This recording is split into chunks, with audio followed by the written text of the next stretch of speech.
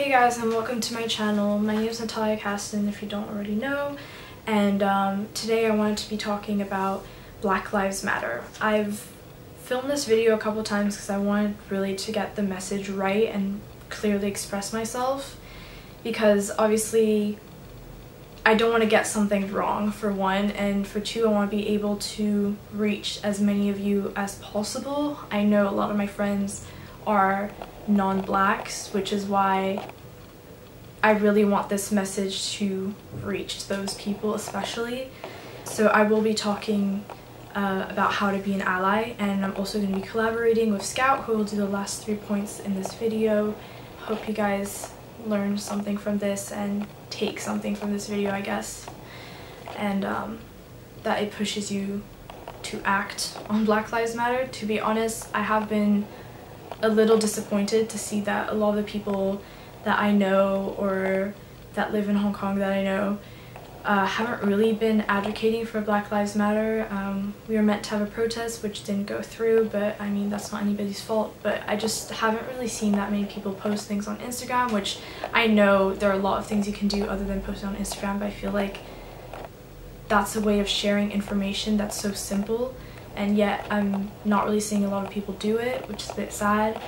I really want people to understand the importance of Black Lives Matter. Like, people are being killed, and it's being filmed and put all across the internet, and that in itself should have like a lot of gravity, because it's really, it's honestly terrible. It's sad. I personally have not felt as stressed as I have in the last few weeks, and just in general, like, I want people to understand that this is not just a trend, it's not just a name that's passing, it's not just someone dying and then we move on with it. I really want people to understand like the gravity of this issue. This is something that's been institutionalized for centuries in some ways. In the US specifically, like, white people have been able to amass wealth for generations, like literally ever since they arrived in America, whilst Black people have only been able to amass wealth and educate themselves in maybe 2 or 3 generations max, which is ridiculous. And yet with all of that, we're still trying to elevate ourselves, we're still trying to improve, and obviously there are a lot of Black people who are improving, but does anyone know any Black household names apart from singers and rappers and I guess Obama? Like, it's really just sad how we haven't really been able to be as great as we could be because of so many reasons. Like, if you haven't heard of redlining, for instance, like, go search it up, find out what it is. But in short, it's like some neighborhoods are just segregated for the sake of keeping the distance between white people and keeping them as far away from Black people as possible, and those same neighborhoods are then given, you know, less amenities for school, for instance. It makes it that much harder for people to graduate and get a further education. These neighborhoods are also over-policed, which means more people get put into jail for petty theft, and these things destroy communities. I think, like, growing up without 2 parents is very difficult, and that only pushes you in a negative direction. And a lot of families, of Black families in the US, have grown up with only 1 parent because the other parent was sent to jail for something as stupid as smoking weed. And they're given long sentences as well, and then once you get a sentence, can you work? Can you get a job? These are all things that people don't fully realize. Like, they're so quick to blame Black people for the situation that they're in, but they didn't create this for themselves. And then obviously, like, mass incarceration is a word that, you know, has been thrown around quite a lot, but that's literally what's happening. So many Black people are put into jail. Like, I think it's 50% or 40% of the jail population are Black people when they only make up 12% of the population. Like, it's ridiculous, and they don't commit more crime inherently than any other group. They're just sent more to jail. Police are also given free will based on the word suspicion. What is it about us that is so suspicious? What is it about a 12-year-old boy that is so suspicious? What is it about a jogger that is so suspicious? What is it about a $20 bill which makes someone so suspicious? We cannot kill people based on suspicion. That's murder. Cannot kill people and then say, oops, it was the wrong house. That is murder. The color of our skin does not make us criminals. If you go to the US, I bet any black person that you ask, most likely they have been stalked by police for no reason. And most likely in those situations, they have been scared for their life. And that is not okay, that's not alright. If you can't rely on the police to protect you, who can you really rely on? I think that really needs to sink in. Like, if you can't call the police for help when something happens because you're scared that you're the one who's gonna get murdered, there is a problem.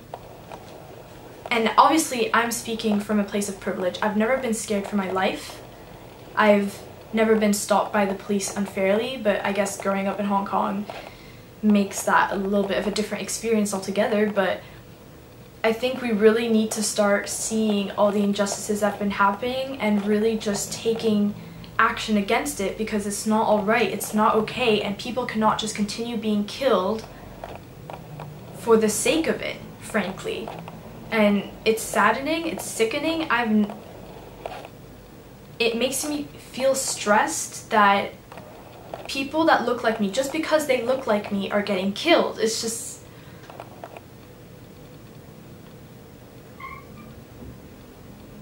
it's depressing, honestly. And if it doesn't depress you, I think there's a problem, because this is a humanitarian issue. All lives do not matter until Black lives matter. And, you know, the famous analogy of the house that's on fire, you're not going to water hose every other house, because the one that's on fire is the one that needs the water. And right now, Black people are the house on fire. So we really do need to take action. We need to do more than just sit around and talk about it.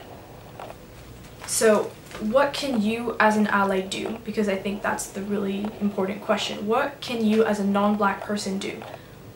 The first point is to acknowledge that there's a problem. Without even acknowledging it, like, you can't continue with every other level that exists, obviously. But this is a problem that is worldwide. People need to start realizing this. Like, racism is a worldwide issue. Even in Hong Kong, people want to believe, you know, nothing happens here. Yes, it does, okay? I have dealt with racism myself. Maybe not from police, maybe not from, I guess, the institution, so to say, but I have dealt with racism.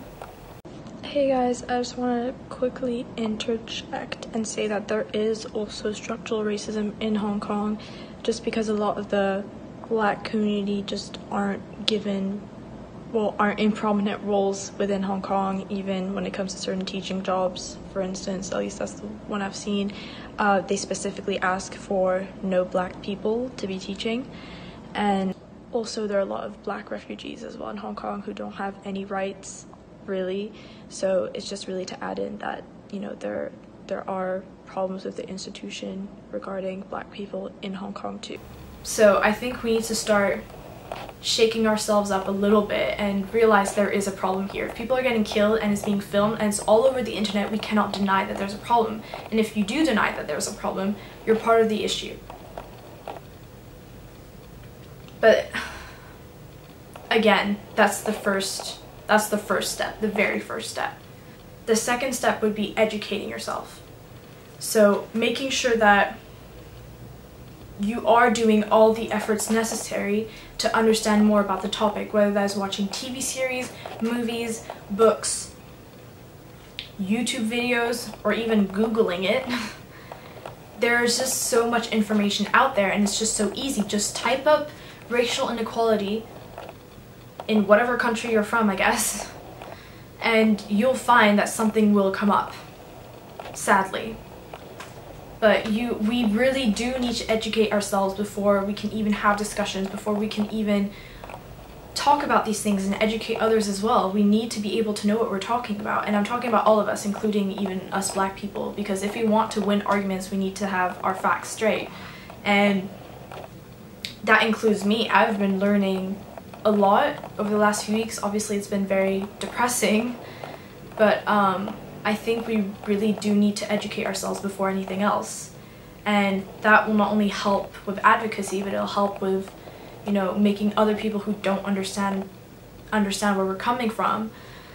And I'm also going to provide some links in the description of places you can donate to and all that, but also TV series that you can watch, so that, you know, TV series, other YouTubers, etc., so that you can just get more information about all this. And then my third point would be to check in on your Black friends, because that is just crucial. A lot of Black people are going through a lot of stress. Our mental health is being tested, frankly, just from all the horrible things we've been seeing online over the last few weeks. And, you know, the more you learn, the more you realize, you know, how prominent of a problem that is. And I don't know, it's just not fair. I'd frankly just check in on your Black friends, make sure they're okay, you know, be there for them, because it is really appreciated, and that is something that you can do directly, which will make a difference. I can guarantee you that. And, you know, make sure that you defend them in situations, you know, if you feel like something's not right, defend them. Don't just stay there, don't just sit, just like make sure that you're there for them for every up and down, you know. And I'm gonna let Scout do the last part of the video, the last 3 points. So one thing that we want to talk about is the importance of sharing and spreading knowledge on social media, Instagram, other platforms and such, because I mean, let's be honest, not everybody's gonna take the time to go sit down and educate themselves on history, on what's going on stuff you can and can't do, like all the stuff that people should but people won't.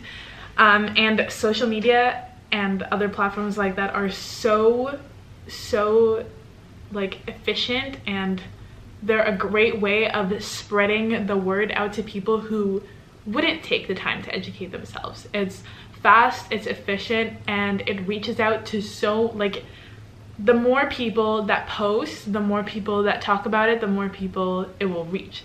So I know that I've been hearing a lot of people say like, oh, but it's not gonna matter if I don't post, it's not gonna do anything anyway. But it actually is. It's so important for you to use your voice and to amplify these voices, especially Black people's voices, because now is finally the time that we have the chance to speak up and people are finally listening.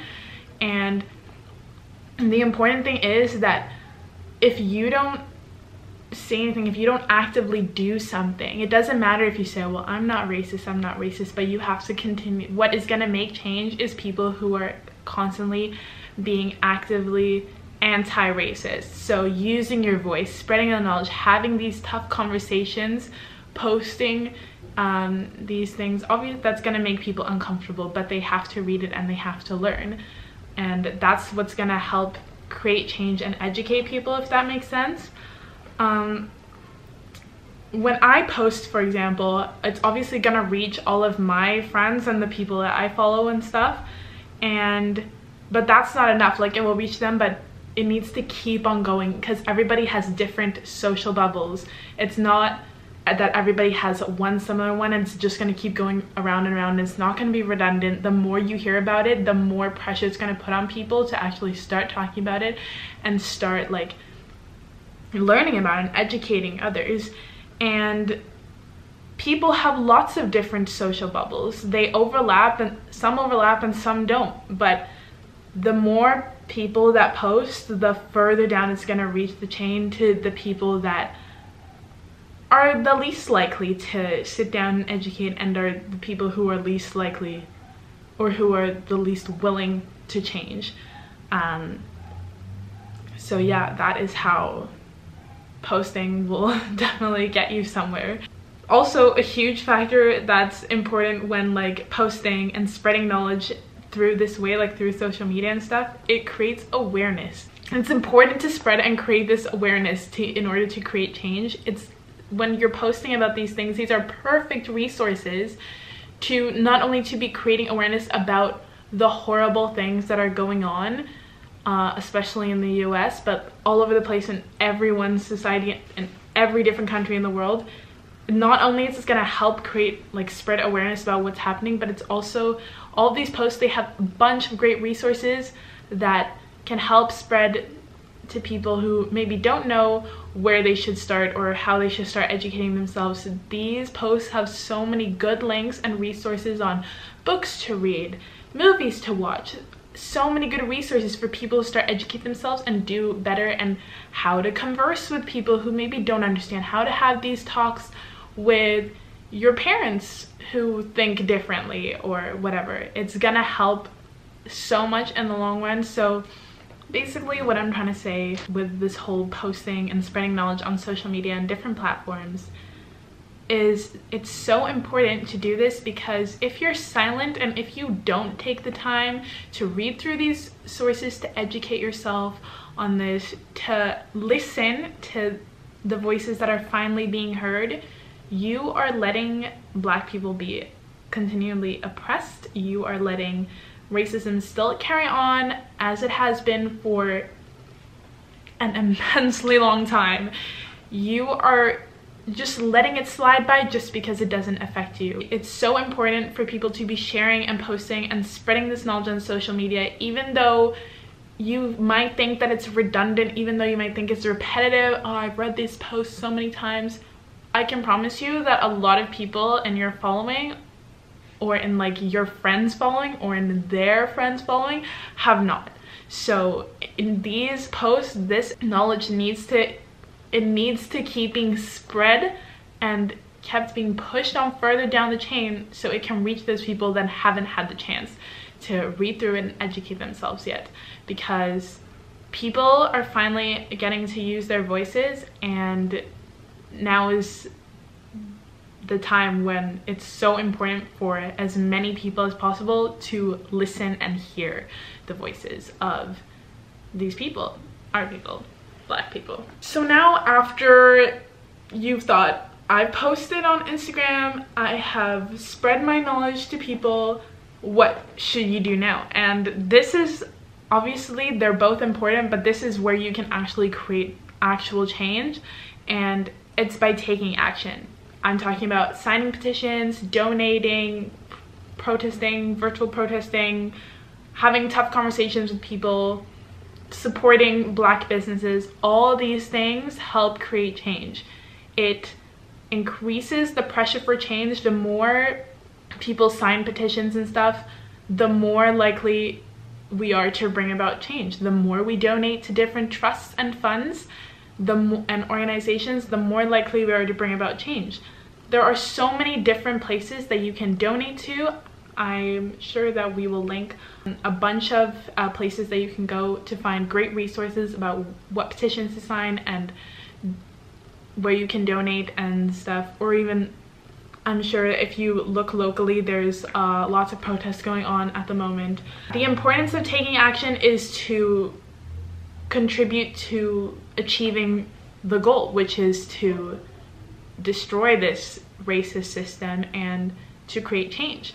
Like, for example, the petitions for justice for George Floyd, all of those signatures helped create pressure on people in power that made sure that all of these murderers and these police officers got arrested. That is change that has come from people signing petitions, people creating pressure on these people to do something about it, to dismantle and defund the police. It's just quite as simple as that. And when donating, it literally helps to get, there are so many different places you can donate to help with mental health resources, to help with funeral costs, with court fees and stuff like that when trying to bring justice, to bring out educational resources for people who unfortunately don't have access to it because of this flawed system.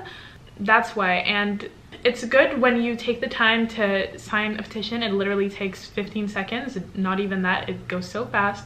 But also try not to stop there. Like, try and actively, as I said, you have to actively be anti-racist. So we have to try and work towards to change the system actively, because if we stop, then we won't get anywhere, and they will slowly try to overshadow us again. So we need to keep on going, keep donating, keep signing this protesting, keep posting, keep watching all these videos on YouTube that literally donate money just by you giving your time. It's free. It is free. It's that easy. There is no excuse but to keep fighting for change and justice that we deserve. I know that a lot of people don't really have the ability to donate. They don't have the financial means to do so. I haven't donated as much as I would like to because I personally can't, but there are also so many ways that you can donate your time to help raise money that will be donated into these funds and trusts and organizations. And what I'm trying to say is that there are so many, if you don't have the money to donate to all these funds and organizations and trusts at the moment, you can donate your time simply by watching YouTube videos that have a bunch of ads, and all of that money raised from people watching those ads proceed and go to donating to these trusts and funds and organizations and raising money for the movement and to help. And you literally, a lot of these videos will be an hour and a half, an hour long around that time, and you might think, oh, I don't really have the time to do that, but there's literally no excuse in my opinion. You could just have it running on mute if you like. You could probably learn a lot by actually watching the video as well, but if you don't have the time, then just let it run. But make sure you don't have like an ad blocker enabled and stuff like that, because you need to actually be watching the ads for the money to be raised. But that is also a great way to raise money if you don't have the money to donate, which I know a lot of people don't. So I just want to do a short outro, but basically just please make sure that you're doing something about this and not just staying silent and not just doing nothing, because we all have to actively work against racism in order to get somewhere. And I think as long as we try, like, I will never condemn you for trying, but if you don't even try, I think like we just don't get along if that's the case, and I don't know if I want to be associated with you, because you cannot be my friend and then not advocate for Black lives. Like, that's just not two things that are equal. So thank you for watching this long if you have. Don't forget to give it a like and subscribe. I wish I could, you know, donate the money from this video, but I'm not monetized yet, sadly, so I can't do that. But again, if you can share this video to your family members or other people and really just open their eyes a little bit on everything that's been going on, then I would really encourage you to. And I really hope that this pushes you to learn more and have more discussions with people and really be there again for your Black friends especially. I think that's very important, because that is an impact that you have directly on someone else, and you don't realize the impact that you have until you ask, you know? Just have to ask how they're doing. Again, thank you for watching. Hope you guys have a good day, and I'll be posting again next week for you guys.